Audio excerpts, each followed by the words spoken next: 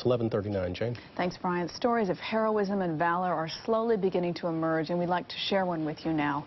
47-year-old Arthur Del Bianco is an engineer who usually works on the roof of the World Trade Center. After hustling, panicking people out of Tower 2, he went back inside several times to look for coworkers and to help the wounded.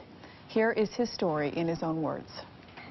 I was about the 70th floor on the elevator, 50 car, when the lights flickered and people started screaming on the radios. And I heard women saying, "I'm trapped, this is fire, get me out of here." So I told the elevator operator, open the door, get the door open, get these people out of here. People jumped on the elevator, we took them downstairs, and they got to leave the elevator downstairs for the firemen for their access. We started helping the elderly people and the people coming down from the 40th floors, walking down the stairs, and which way to get out of the building. When we went outside building number 4, we see plane parts all over the place. I used to work in aviation. Plane parts all over the place. I see the 2 planes that hit the 2 buildings, fires, people jumping out of the buildings, you know, up in the 80s, out of those floors. My partner and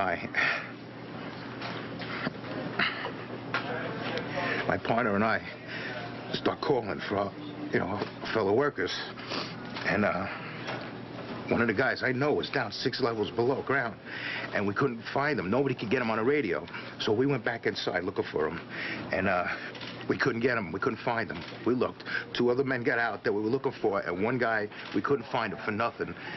There was so much rain and so much water from the sprinkler system and the standpipes and the smoke that we had to get out ourselves. Everybody was being ushered through the complex away from Liberty. All of a sudden, it was like bang, bang, bang, bang, bang, like bullet shots. And then all of a sudden, 3 tremendous explosions. And everything started coming down. We started running, just running. We couldn't catch ourselves. The force just pushed us to the ground. We were pushed up against marble slabs and other people and glass and the smoke. We were buried in that stuff. I reached up and grabbed a fireman by his belt. I had a flashlight. And I feel on my legs, something's wrong with my leg, it's busted, but I can't go any further, you know? So I'm gonna just crawl along. I busted this leg. We're walking along, I'm grabbing a belt from the fireman, and then anybody I bump into, I just grab on and yelling, hang on, just follow us out, just hang on, don't let go, don't let go. You know, we change directions. I know that Liberty Street's the other side, we're going out. You're hanging on by your arms. We're hanging on to people, just hanging on to people. No, I'm hanging on to people, dragging one leg, limping, and they're hanging on to me like a little train. And as we cross the street by the financial center, the building explodes and just comes down. And I'm yelling, I'm screaming for my buddy Mike, because he was right next to me. Your buddy Mike. He made it out. He made it out. Whatever allies they were gonna be or were, honey.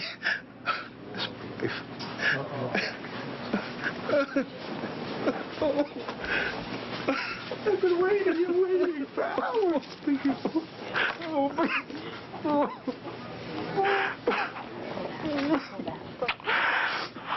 I love you.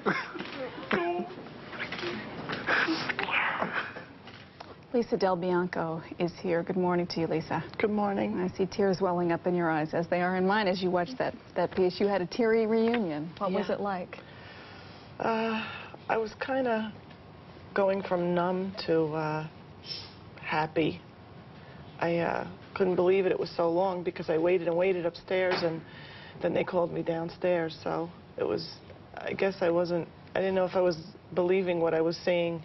You know. I know you told me before we started that it's difficult for you to feel happy about this. I mean, your story does have a happy ending, and you know, you're celebrating in parts of your soul, but other parts you're very distraught. Sad. Yes, very sad for people that are waiting.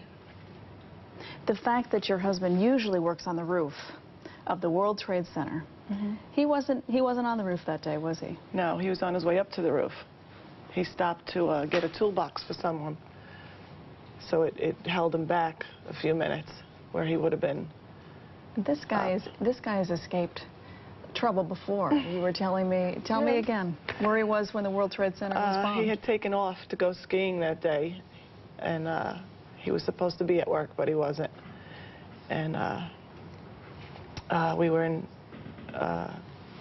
Aruba on vacation last month, and he saved a drowning man and made the newspaper there.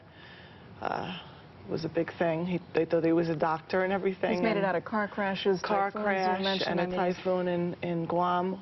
What's his condition now, Lisa? He has a pin in his leg that they're taking out today, supposedly. He's in good spirits.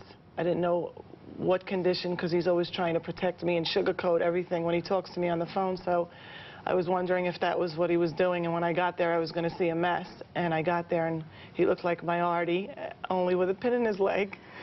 And you know, so they're going to take, I mean, he goes from crying, you know, there's so many mixed emotions that everybody's feeling. Because he too probably has friends that are still missing, I would Well, say. yeah, there were 4 gentlemen. He was one of 4 that went back in, and 2 came out, him and his buddy Mike, and the other 2 they haven't found yet.